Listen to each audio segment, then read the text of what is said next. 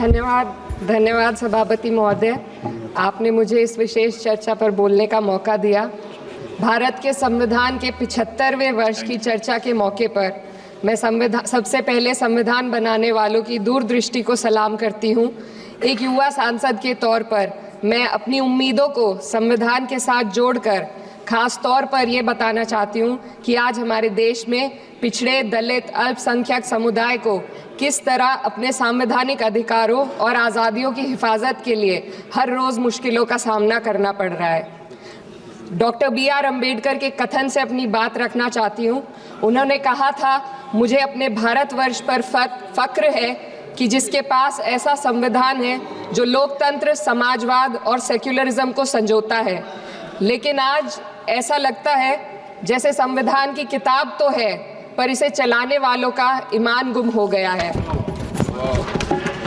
आज हिंदुस्तान में हर वर्ग को किसी न किसी चुनौती का सामना करना पड़ रहा है, मगर अल्पसंख्यक खासतौर पर मुसलमानों पर जो कहर टूटा है वो किसी से छुपा नहीं है। ये लोग सिर्फ अपने मजहबी पहचान की वजह से निशाने पर हैं। संविधान का अनुच्छेद 15 कहता है कि किसी भी नागरिक के साथ धर्म, जाति या किसी और वजह से भेदभाव नहीं होना चाहिए, लेकिन हकीकत इसके उलट है। हालात इस कदर बिगड़ चुके हैं कि hate speech, mob lynching, bulldozer द्वारा घरों को गिराने की घटनाएं आम हो गई हैं, खास तौर पर उत्तर प्रदेश में, जहां ऐसा लगता है जैसे कानून के नाम पर जंगल राज चल रहा हो। संभल में जो हुआ वो सबके सामने है।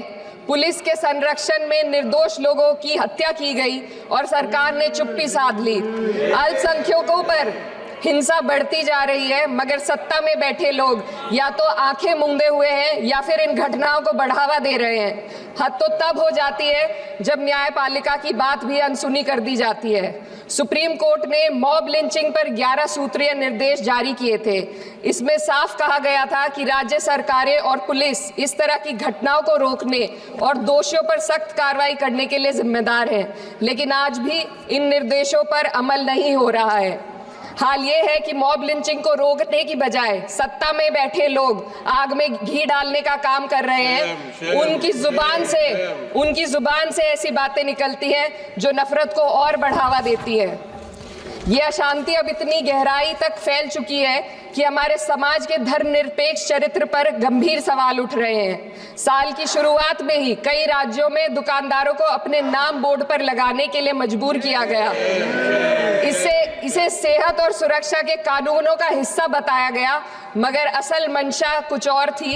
ये कदम खास तौर पर मुसलमान दुकानदारों को निशाना बनाकर उठाया गया ताकि उनकी रोजी रोटी पर चोट की जाए। पिछले हफ्ते मुरादाबाद में एक मुस्लिम डॉक्टर को हिंदू बहुल्य मोहल्ले में घर खरीदने पर विरोध झेलना पड़ा। वजह बताई गई कि इससे मोहल्ले की सामाजिक शांति बिगड़ जाएगी। अब आप ही बताइए, क्या ये वजह सही है, जायज है? असल में ये छोटी बड़ी घटनाएं इस बात का सबूत है कि सांप्रदायिकता को बढ़ावा देने वाले बयान और नीतियां हमारे समाज को अंदर से खोखला कर रही है। उत्तर प्रदेश में यति नरसिंहन ने बेहद घटिया बयान दिया, लेकिन सरकार इन बयानों पर कोई कार्रवाई नहीं कर रही। हेट स्पीच न केवल जनमानस के विचारों को प्रदूषित करती है, बल्कि इससे अब संवैधानिक पदों पर बैठे लोगों को भी प्रभावित कर दिया है। अभी हाल ही में माननीय उच्च न्यायालय इलाहाबाद के माननीय न्यायाधीश ने ऐसे बयान दिए जिसका संज्ञान खुद सुप्रीम कोर्ट को लेना पड़ा। संविधान के अनुच्छेद 29 और 30 ने अल्पसंख्यकों को उनके मजहबी और सांस्कृतिक हक दिए हैं ताकि वो अपनी पहचान को बचा सके और अपने संस्थान चला सके, लेकिन आज उन्हीं हकों पर हर तरफ से चोट की जा रही है। वक्फ जैसे बिल लाकर उनके धार्मिक अधिकारों को छीनने की कोशिश की जा रही है। आज अल्पसंख्यक समुदाय को संविधान द्वारा दिए गए अपने बुनियादी अधिकार पाने के लिए लंबी लड़ाई लड़नी पड़ रही है। ऐसे कई मामले अदालत ने न्याय देकर संविधान की रक्षा की है, लेकिन अदालती प्रक्रिया में जो समय लगता है उसकी वजह से देश के सामाजिक ताने बाने को भारी नुकसान उठाना पड़ता है। मिसाल के तौर पर इलाहाबाद हाई कोर्ट ने 2004 के मदरसा एक्ट को रद्द कर दिया था, जिससे मदरसों के संचालन पर सवाल उठे। हालांकि सुप्रीम कोर्ट ने बाद में इस फैसले को पलट दिया और एक्ट को वैध करार दिया, लेकिन इस प्रक्रिया में जो समय लगा उसने अल्पसंख्यकों को बेचैनी और संघर्ष के दौर में डाला है। इसी कड़ी में प्लेसेस ऑफ वर्शिप एक्ट 91 भी आता है और कई अन्य अधिकार, उन्हें भी इसी तरह अदालती लड़ाइयों में उलझाया जा रहा है। ये स्थिति न केवल अल्पसंख्यकों के अधिकारों की राह में रुकावट है, बल्कि justice delayed is justice denied जैसी कहावत को सिद्ध करती है। मैं इस सदन से दुनिया भर के अल्पसंख्यकों की आवाज उठाना चाहती हूँ, खास तौर पर हमारे पड़ोसी देश बांग्लादेश में अल्पसंख्यकों के साथ जो हो रहा है वे दिल को गहरे तक चोट पहुंचाने वाला है। उनकी जान माल की हत्या की जा रही है। बांग्लादेश हो या हिंदुस्तान हो या कोई और देश, अल्पसंख्यकों की सुरक्षा, इज्जत और अधिकारों की हिफाजत हर सरकार की सबसे पहली जिम्मेदारी होनी चाहिए। मैं इस सदन से अपने देश के अल्पसंख्यकों के साथ बांग्लादेश के पीड़ित अल्पसंख्यकों की आवाज को एक साथ उठाना चाहती हूँ। ये वक्त की पुकार है कि हम सब मिलकर ये सुनिश्चित करें कि किसी भी इंसान को उसकी पहचान या मजहब के कारण डरकर जीने पर मजबूर ना होना पड़े। जहाँ हक छीने जाते हैं वहाँ अमन खो जाता है। ये बात हर सरकार को समझनी चाहिए। अगर हम सच में अपने संविधान का सम्मान करना चाहते हैं तो हमें नफरत और भेदभाव को खत्म करना होगा।